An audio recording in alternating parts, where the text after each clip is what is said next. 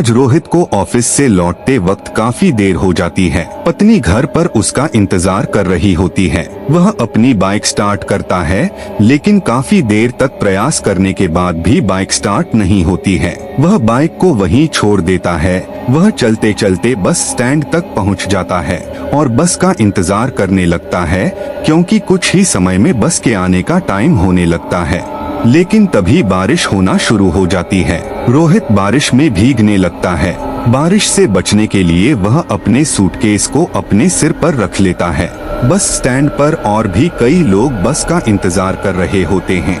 यह सभी लोग देखने में बड़े ही अजीब लग रहे थे। तभी रोहित महसूस करता है कि बारिश की बूंदें उसके ऊपर गिरना बंद हो गई है।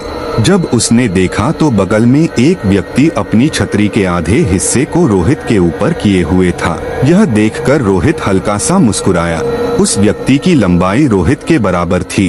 हाथ में बहुत सारी अंगूठी और चेहरे पर चश्मा लगाए हुए था, जिससे रोहित उसका चेहरा ठीक से नहीं देख पा रहा था। उस आदमी ने कहा, यह बारिश का मौसम भी बड़ा ही अजीब है। कहीं तो बहुत ज्यादा बारिश हो जाती है और कहीं सूखा। कहीं लोगों को जीवन देती है तो कहीं मौत। उस आदमी की इस बात का रोहित के पास कोई जवाब नहीं था। वह उस आदमी को देखकर हल्का सा मुस्कुराया और अपना सिर हिलाया। कुछ देर बाद रोहित का फोन बजता है। वह जेब से फोन निकालता है, तभी फोन हाथ से छूटकर जमीन पर गिर जाता है। रोहित तुरंत फोन उठाने के लिए झुकता है तो उसे कुछ ऐसा दिखाई देता है जिससे वह पूरी तरह डर जाता है। वह देखता है कि छतरी वाले आदमी के पैर नहीं हैं। वह जूतों पर बिना पैरों के खड़ा है। वह हिम्मत बांधकर खड़ा होता है और अनजान बनने का दिखावा करने लगता है। तभी वह देखता है कि बस स्टैंड पर बाकी के लोग नहीं हैं। वह और ज्यादा डर जाता है।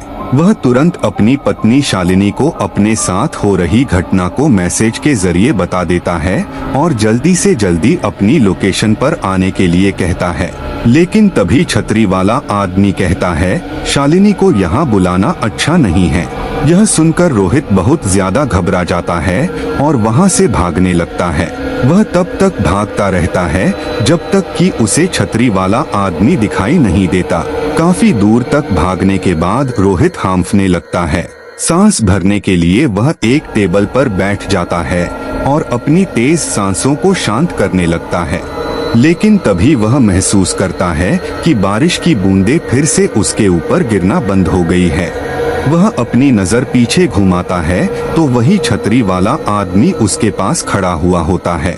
यह देखकर रोहित फिर से वहां से भागना शुरू कर देता है और भागते भागते काफी दूर निकल आता है। बिजली की तेज गड़गड़ाहट में वह देखता है कि सड़क के बीचों बीच वही आदमी खड़ा हुआ है जो ठीक रोहित के सामने है। इस बार उसका आधा शरीर गायब हो चुका है। यह सब देख रोहित की चीख निकल जाती है। इसी बीच रोहित को पीछे से बस के हॉर्न की आवाज सुनाई देती है। वह तेजी से पीछे मुड़ता है तो उसे बस आती हुई दिखाई देती है। तभी कुछ लोगों का झुंड बस की तरफ आते हुए दिखाई देता है। बस रुकती है और वह लोग एक दूसरे को धक्का देना शुरू कर देते हैं। इस धक्के में रोहित नीचे गिर जाता है और वह लोग रोहित के ऊपर चढ़ने लगते हैं। बस का कंडक्टर इस भीड़ से बचने के लिए बस को थोड़ा आगे बढ़ाता है, लेकिन इस भीड़ में रोहित बस के नीचे आ जाता है और उसका आधा शरीर खून से लथपथ हो जाता है। तभी उसकी पत्नी शालिनी बस स्टैंड वाली लोकेशन पर पहुंचती है। जैसे ही वह रोहित को ढूंढते हुए इधर उधर देखती है तो उसे रोहित सड़क के बीचों बीच दर्द के मारे कराहता हुआ दिखाई देता है। उसका आधा शरीर बस के नीचे कुचल चुका था और मदद के लिए कोई भी इधर उधर दिखाई नहीं दे रहा था। किसी तरह से शालिनी उसे हॉस्पिटल ले जाती है। हॉस्पिटल पहुंचकर उसका इलाज किया जाता है। उसकी जान तो बच जाती है, लेकिन उस एक्सीडेंट की वजह से उसके पैर खराब हो जाते हैं। अब वह कभी भी अपने पैरों पर चल नहीं सकता है। उस हादसे के बाद रोहित अगर किसी को भी उसके बारे में बताता तो कोई भी उसकी बातों का यकीन नहीं करता। लेकिन शालिनी ने उसके बारे में एक आर्टिकल में पढ़ा था जिसमें बताया गया था कि हर साल कोई ना कोई व्यक्ति इसी घटना का शिकार होता है। हर एक को वही छतरी वाला आदमी काला चश्मा पहने दिखाई देता है और बाद में वह आदमी उनकी जान ले लेता है। कुछ दिनों बाद डिप्रेशन के कारण रोहित की मौत हो जाती है। रोहित की पत्नी शालिनी मानसून के दिनों में हर रोज उसी बस स्टैंड पर जाती और उस छतरी वाले आदमी का इंतजार करती। उसे लगता है कि शायद छतरी वाले आदमी की भी इसी तरह किसी बस के नीचे कुचल जाने से मौत हुई होगी और अब वह अपनी मौत का बदला ले रहा है।